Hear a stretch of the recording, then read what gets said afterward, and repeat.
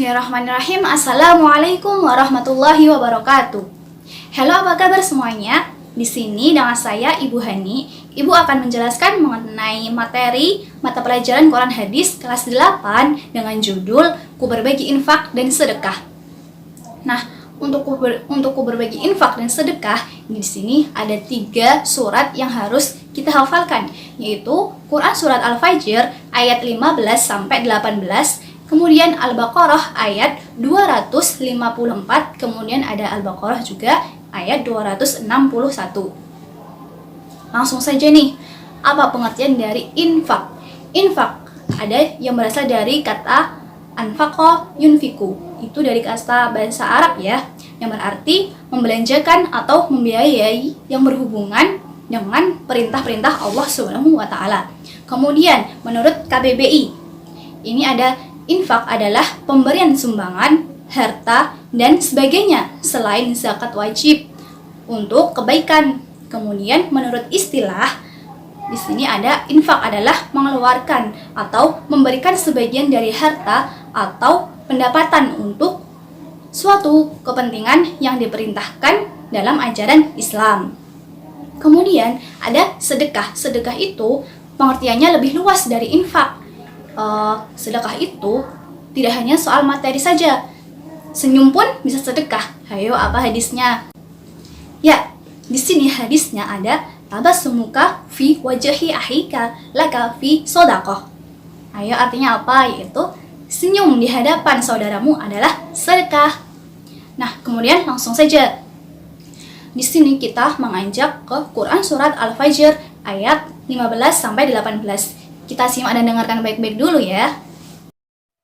Bismillahirrahmanirrahim.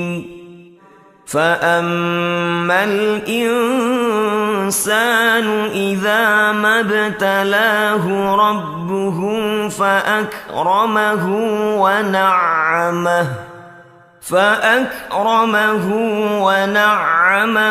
فيقول ربي أكرمن وأما إذا ما ابتلاه فقدر عليه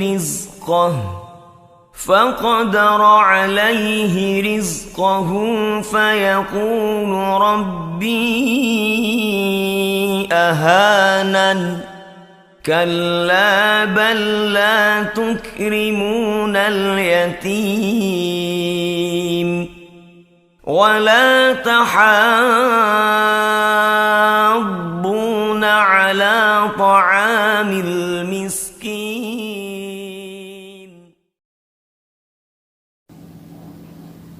Nah, kita sudah menyimak Quran surat Al-Fajr ayat 15 sampai 18 ya. Di sini Ibu akan memaparkan dahulu penjelasan mengenai Quran surat Al-Fajr ayat 15 sampai 16. Nah, di Quran surat Al-Fajr 15 sampai 16 ini terdapat 2 golongan orang, yaitu orang yang merasa mulia dan orang yang merasa dihina oleh Allah Subhanahu wa taala.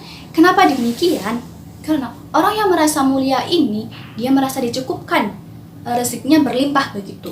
Padahal tidak demikian. Allah memberikan dan melimpahkan begitu saja. Allah itu tidak memuliakan orang hanya dengan hartanya saja. Sesungguhnya harta itu hanyalah ujian dan juga cobaan. Justru ujian dan cobaan ya, bukan Allah merasa memuliakan. Karena apa ujian dan cobaan? Karena suatu hari nanti, suatu saat nanti harta itu akan dihisap, akan ditanya oleh Allah apa digunakan untuk apa. Jadi jangan merasa mulia hanya karena rezeki yang berlimpah. Kemudian kenapa orang ini merasa dihina oleh Allah SWT? Karena mereka diberi sedikit rezeki begitu.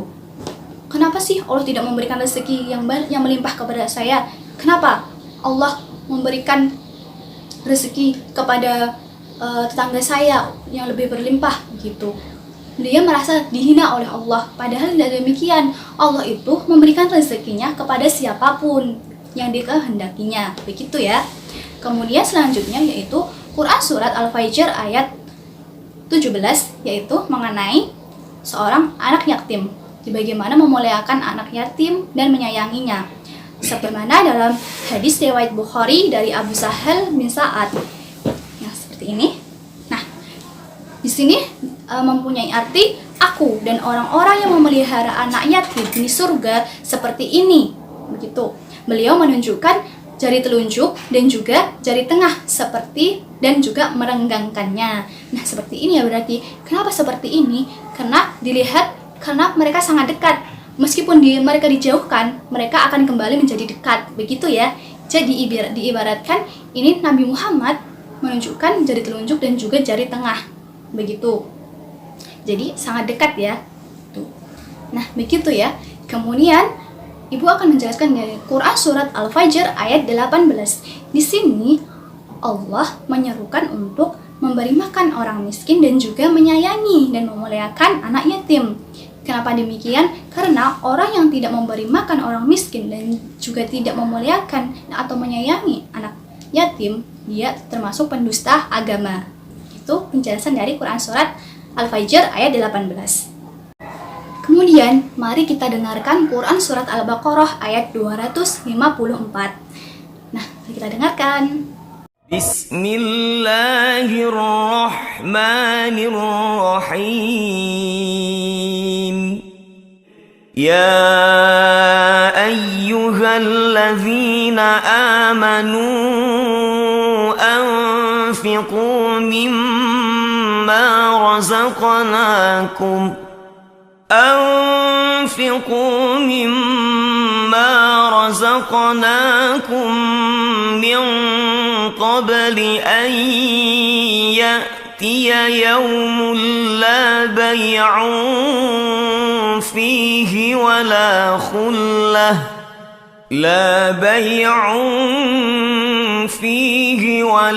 خلة ولا شفاعة والكافرون هم الظالمون.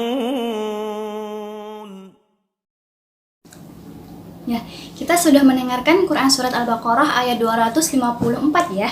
Nah, dari penjelasan dari Quran surat Al-Baqarah ayat 254 ini yaitu Allah menyuruh kepada orang-orang yang beriman untuk segera menafkahkan hartanya, baik itu sedekah wajib maupun sedekah sunnah. Kenapa demikian? Karena ditakutkan akan datangnya hari kiamat. Karena pada saat hari kiamat tidak ada pertolongan lagi, tidak ada tawar-menawar lagi mengenai sedekah dan juga rezeki ini. Dan juga kenapa yang tadi Ibu bilang rezeki kita ini akan dihisab pada suatu saat nanti ya oleh Allah, akan ditanyakan untuk apa uang yang kita punya, untuk rezeki yang kita punya, begitu. Makanya apabila kita mempunyai rezeki yang melimpah, apabila kita mampu untuk bersedekah, maka harap segera untuk bersedekah, begitu ya. Kemudian selanjutnya yaitu Quran surat Al-Baqarah ayat 261. Nah, mari kita dengarkan dulu. Bismillahirrahmanirrahim. Mathalul ladzina ينفقون أموالهم في سبيل الله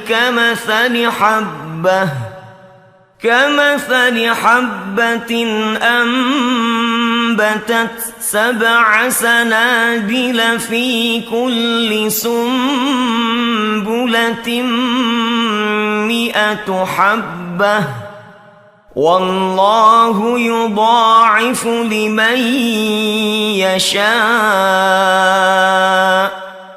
والله واسع عليم. Nah, kita sudah mendengarkan Quran surat Al-Baqarah ayat 261 ya.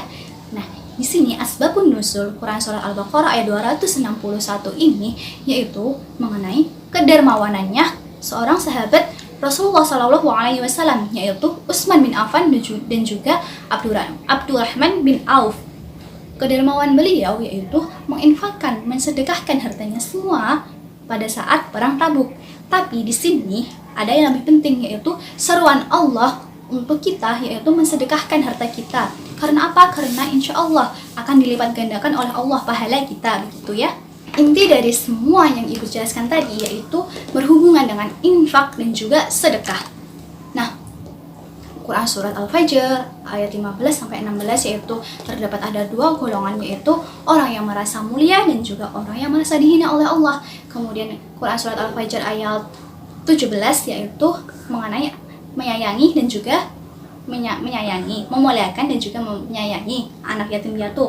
Kemudian Quran surat Al-Fajr ayat 18 yaitu ciri-ciri orang pendusta, yaitu mereka yang tidak memberikan makan orang miskin dan juga tidak menyayangi anak yatim. Kemudian Quran surat Al-Baqarah ayat 254 tadi yaitu seruan Allah untuk menyegerakan bersedekah karena kita tidak tahu kapan hari kiamat itu akan datang.